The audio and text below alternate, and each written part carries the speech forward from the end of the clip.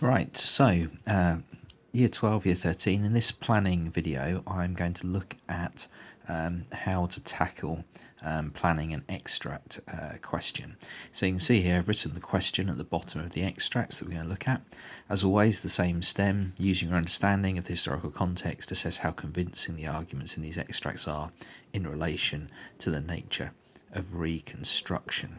So the first thing I need to do is I need to identify the arguments in each of the three extracts.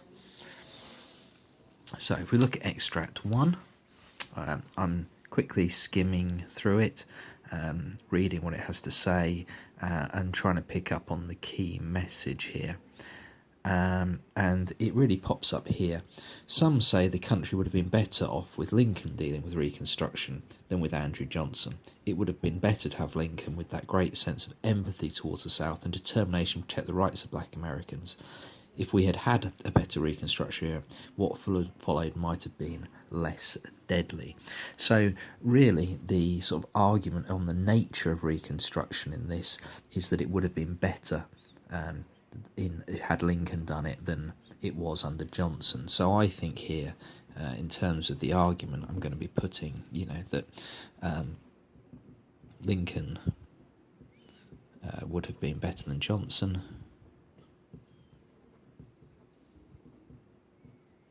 and therefore, by implication, Johnson was a failure. So Johnson's Reconstruction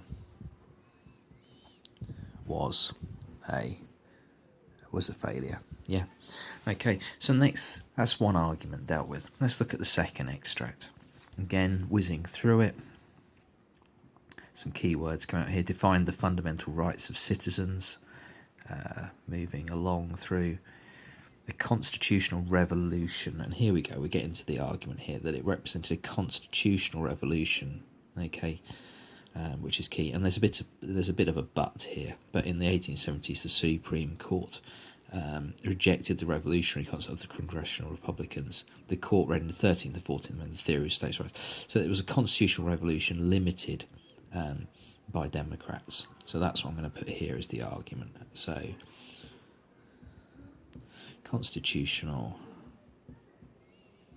revolution. So in other words, it changed the way America was run and was governed fundamentally, but that it was slightly limited by the Democrats, that they put a bit of a block on how revolutionary it would be. Okay, third extract, talking about the Democratic Redeemers. The Redeemers were Democrats who wanted to redeem the South, who wanted to put it back to how it was, so highly conservative, very anti-Reconstruction. And this whole piece, reading through it, is quite critical of the Democratic Redeemers, saying they wouldn't seriously consider black needs, would not invert the racial hierarchy, which is fairly true. And at the bottom it says the Democrats explained away their own violence and fraud, both of which soon dwarfed Reconstruction as fighting fire with fire. So really, in terms of nature of Reconstruction, it's suggesting that the Democrats and Republicans fought each other to a standstill.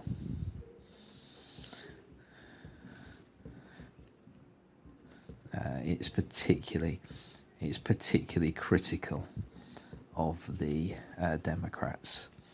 So those are my arguments in each one. This one's arguing that Lincoln would have been better than Johnson, the nature of Johnson's Reconstruction was one of failure. This one's suggesting the nature of Reconstruction was quite revolutionary, but it was limited by Democrats. This third extract is suggesting really that the Democrats and Republicans fought each other to a standstill, and that it was particularly critical of the Democrats. So what I now need to do, now that I've identified the arguments, is to go through and think about my analysis. So I'm going to go through and quickly highlight a few key phrases that I'm going to look into. So in the first extract, so identifying some key quotes. So let's have a look here. I'm going to go with these areas here. So some say the country would have been better off with him dealing with Reconstruction than Andrew Johnson. would have been better to have Lincoln with that great sense of empathy towards the South and the determination to protect the rights of black Americans. So that's going to be my key quote to analyse within this one. On the second one, looking at this, I think first line's pretty important, that it defined the fundamental rights of citizens. I think that's key. I've already said that it represented a constitutional revolution. I probably want the but in the 1870s. The court leant towards the Conservative Democrats. So I'm going to analyse those two different points, the idea that it's revolutionary and the idea that it was limited. Okay, this third one, much harder to pick some points out of. I'm going to start with the idea about the Democrats being a blocking force. So I'm going to underline those key points. And I'm going to pick up on this final line that suggests that both are as bad as the other, the idea of fighting fire with fire. So now, next thing I need to do then is now I need to go through and do my analysis. I know what the arguments are, I know the parts that I want to talk about. Now I need to use my analysis. So where I'm agreeing with something that's said, I'm going to put a positive sign to denote that I agree with what's being said. I'm going to put a negative sign where I'm disagreeing with what he said. And in each of the extracts, I'm going to want to have agreed and disagreed with it to reach a judgment. Okay, so that's my aim, is for each of these to show how I agree, disagree, and what my judgment is.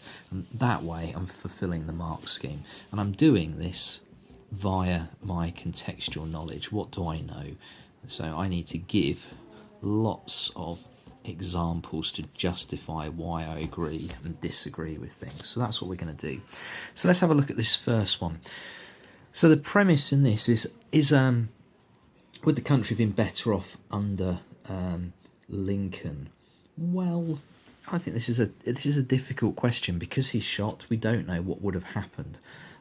So I think we can certainly start with agreeing with the negative point here, that Johnson was a bad president. So I would agree that Johnson was not good at Reconstruction because he, despite being a Republican, he sided with the Democrats. And a good example of that would have been that he vetoed the Civil Rights Act in 1866. So, I'd agree that he was not a good president for that point of view. I'd also agree with it because Congress felt the need to impeach him for standing up for things like black codes and things. So I'd agree that Johnson was a difficult, disappointing Reconstruction president. On the other hand, would Lincoln have been better? Well, what about the 10% plan? Was that good enough? I don't know that it was. 1 in 10 people, is that too soft? 1 in 10 people agreed to come back to the South. So is that too soft? And that ended up being challenged, didn't it, by the Wade Davis bill that wanted a much higher number of people to agree to support Reconstruction to come back in. So maybe Lincoln was too soft. Maybe it's not fair to say Lincoln would have been better for Reconstruction. Yes, I can agree that he had a greater sense of empathy. Think about the 13th Amendment abolishing slavery. But again, I might challenge that and say, was it political necessity in the Civil War?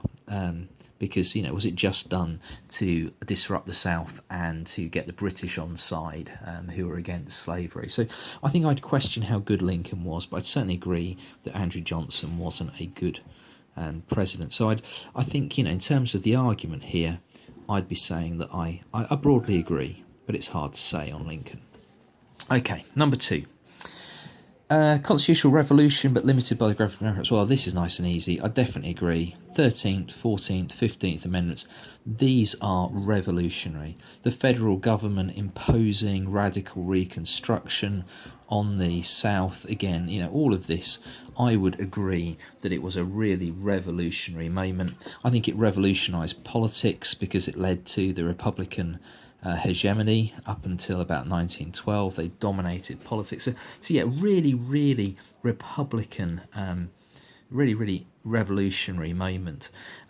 However, I'd also agree with this part, but I think, I'd agree that the Republicans did limit it. 1876 Supreme Court decisions went the way of the Democrats. The Hayes Compromise of 1877, where the North agreed to pull their troops out of the South in return for Hayes winning the election with Southern support. All of that suggests that, yes, there was a Southern compromise. 1872, the amnesty bill allowed Southern Democrats who'd been barred from office because of their support of the South in the Civil War to rejoin the office. So I'd really agree with this, that it was revolutionary. But so I need some disagreement now, though, because I've got lots of positives. I'm agreeing with this and agreeing with that. I think what we have to do is then bring up some of the negatives. Was it that revolutionary socially? What about segregation? This was something that limited these areas. I also think that the compromise itself, suggests over here that actually, there were limits to how revolutionary this moment was. So I think that's enough. We've got that analytical focus, but I'm really agreeing with this one. That's why I'm struggling to pull out the negatives, because I think actually, I'd agree with this. This is a good argument. It was a constitutional, but it was limited by what the Democrats did. Okay, final one. I'm thinking here about this, not considering black needs. They didn't support the Freedmen's Bureau. They introduced segregation. I totally agree with this point that the Democrats were not supportive of things. The Democrats explained their own violence and fraud dwarfing it as fighting fire with fire. And it would be fair to say that the Republicans did have some corruption. If we think about the Tweed ring and the New York Custom House scandals, it did look like the Republicans, the Republicans were corrupt. And so, I could agree. Again, I could agree with that. However, foolish, impetuous? No, I actually think the Reconstruction was quite successful under them. Reconstruction succeeded. The North and South were united. They made the very sensible decision to compromise in 1877 and withdraw from the South. So I do think that actually that's a little bit unfair, and I disagree there. Certainly agreeing here. So again, my judgment, I'm less convinced by this source overall. So that's how I'd go through planning this, thinking through, well, these are my evidence to agree and disagree. And if I go through and do that, I will be successful, because I'm showing I understand what the source is saying, I understand the key points of the source, and I can link it to my own knowledge. In my next cast, I'll write up one of these paragraphs to show you how I'd go about writing it up. Thanks for listening.